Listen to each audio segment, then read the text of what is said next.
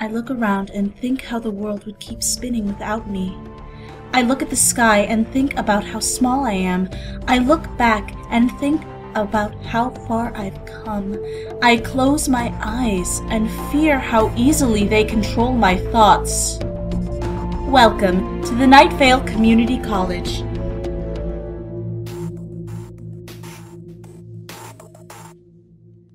There was once a girl named Dani May, one N and an I.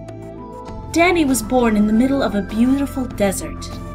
Well, at least she thinks she did. Her first memory is waking up in the middle of a desert as a child, 6, perhaps 7 years old. Certainly less than 19. She had the vague memory of a woman, caring, saying something about making it through, and having been banished by a secret police. Of course, she didn't know what the words banished, secret, or police meant. After all, who really does? Fully recovering her consciousness, Dani looked around. Nothing but sun and sand in all directions, deeming irrelevant the very concept of direction. She probably should be desperate, but she had no reason to. No craving for a place, having known none. No craving for her life, not having lived yet. No craving for a person, having only met a memory. Her truth was the sand. Her authority was the sun. At that moment, it was all she knew, all she could see, and she had no reason to want more. Until the moment she closed her eyes. She saw it, clearer than ever, a new truth, two, in fact. She was standing over a line, a divide, extended to infinity, or at least as far as she could see, her infinity. A sound of hissing, growling, and a ukulele made her look to her right. She saw a tree, a single, impossibly big tree. It was beautiful, but it had something odd about it which she couldn't pinpoint. Its leaves were golden and splendid. Its trunk was thick, imposing, smooth at the top except by 1 or 2 spikes. As it reached the bottom, more and more spikes appeared, until nothing could be seen.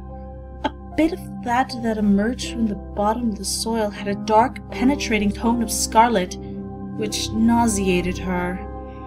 Still, nothing else mattered but the golden leaves flirting with her eyes, calling her with whispers and promises. Maybe truths, maybe bluffs. She felt inclined to turn to the right and reach it, touch it, live it. But then another sound called to her. A not so easily describable sound. A sound that could be mistaken for silence, but it wasn't quite.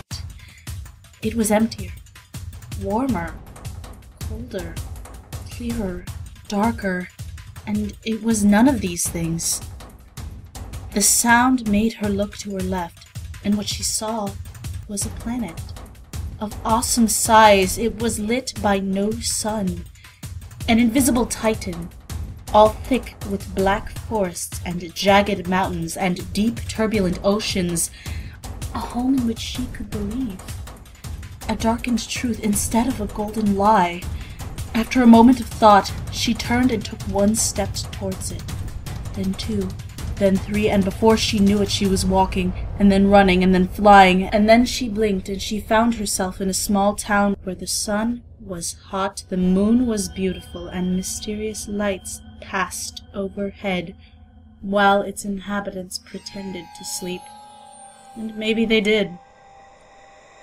Dani decided to write a letter. She did not know how she knew how to write, or why she was writing, to whom she was writing, or where she had gotten the black ink pen.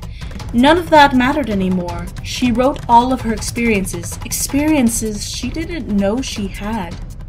Experiences no single creature could have possibly had. She wrote her feelings, emotions, perceptions, philosophies, proclivities. She wrote all of her knowledge, all of the real and the unreal. She wrote all of her truths, even the lies, all of her reasons, even though she had none. She wrote, she thought, she doubted, she lived, she wondered, and she listened. listened to a song coming from the distance, echoing through the depths of the town and the depths of her soul, a song that Jerry the Parrot, a wonderful cover artist, sang with the utmost accuracy. The song sang was chanted as follows.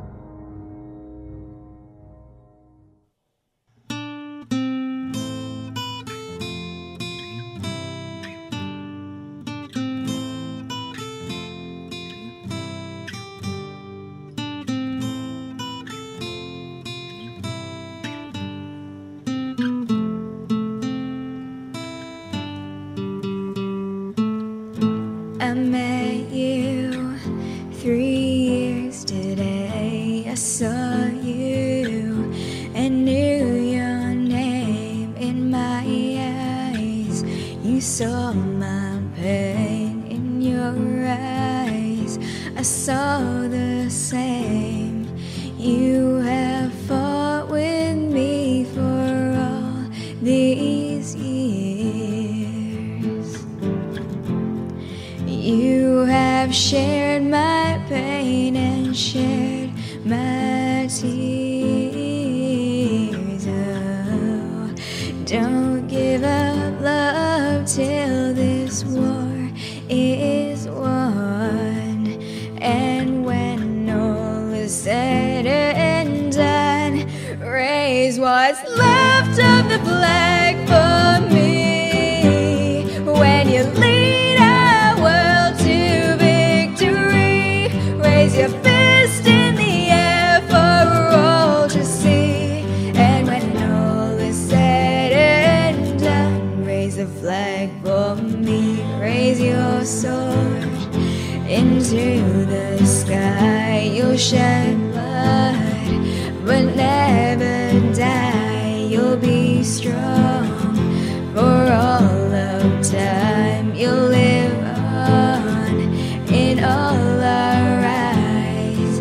You have suffered every breath you take. Keep the fight no matter what they say. I know you'll be alone when I am gone, but when all is said and done,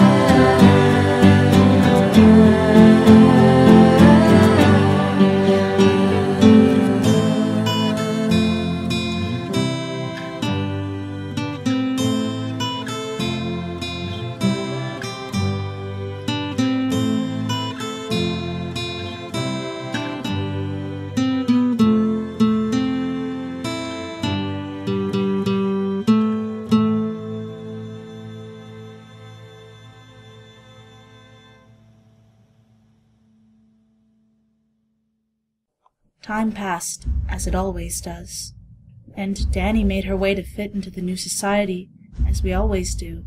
She kept the letter to herself, leaving a blank space for the name until the day would come when someone would be of worth, or smart, or strong, or tall, or pretty, or funny, or just nice enough to deserve it. She didn't know what the requirement was yet. Still, she studied. With effort and dedication, she finished elementary school, developing a passion for science, math, and chanting, and anything that would use the rational part of her mind. She was very smart, that girl, and did very well in high school, only suffering a total of 2 fatalities, a feat that not even the rich kids who could afford armor and highly trained bodyguards had accomplished. It was only in college, however, where an intelligent girl society had decided to call Dani, was first enchanted by the unknown, not remembering her past, present, or future, as most people do. She always hated the unknown, and she was tired of making her way through life in a complete and absolute darkness, often thinking the world would just be too boring until she were to know it all. And one day she would. She was determined. Thankfully, science had shed some light into her pathway, answering some of her questions, explaining some of what was considered unexplainable. Still, the darkness remained there, watching, waiting, sometimes checking Facebook, but returning quickly to the watching and waiting routine. Mystery was no longer interesting. It was annoying, unpleasant, even disgusting, like the smell of onions. No one likes the smell of onions, but surprisingly, one day, when she saw into the vacant eyes of a lonely boy inexplicably stuck in his own world, Mystery became interesting again, but in a different way. She could see in her own eyes that he had completely come to grips with the unknown, becoming himself unknown as well. She wanted to talk to him. She wanted to, as much as she hated to admit, correct him, show the light to that dumb kid who conformed himself with the darkness, defy imagination with science, crush creations with facts, show truths to the boy who drew lies. She had forgotten how subjective the truths in her letter were, and the abstractions of her words had become lost with how much she trusted them. Stories cannot differ from facts, when facts themselves are just shared stories. But her story was right. It was right because it was right to her. The boy's lies were wrong because they were wrong even to him, or perhaps both of them were terribly, terribly half right and half wrong, but it didn't matter anymore. When he left to hear Jerry, she wrote the boy's name on that letter and put it in his desk, with a little sharpener over it, of course, so it wouldn't fly away. She spent hours imagining the look on his face, the reaction, his complete and utter destruction, the consequent rebirth.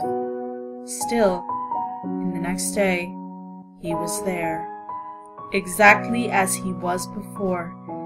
He had never talked to her. She never saw a different reaction on his face.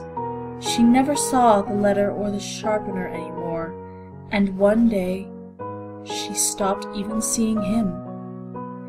It was then that it hit her. Sometimes you just don't know. You will never know, and sometimes there are no consequences, no explanations, no past, and no future.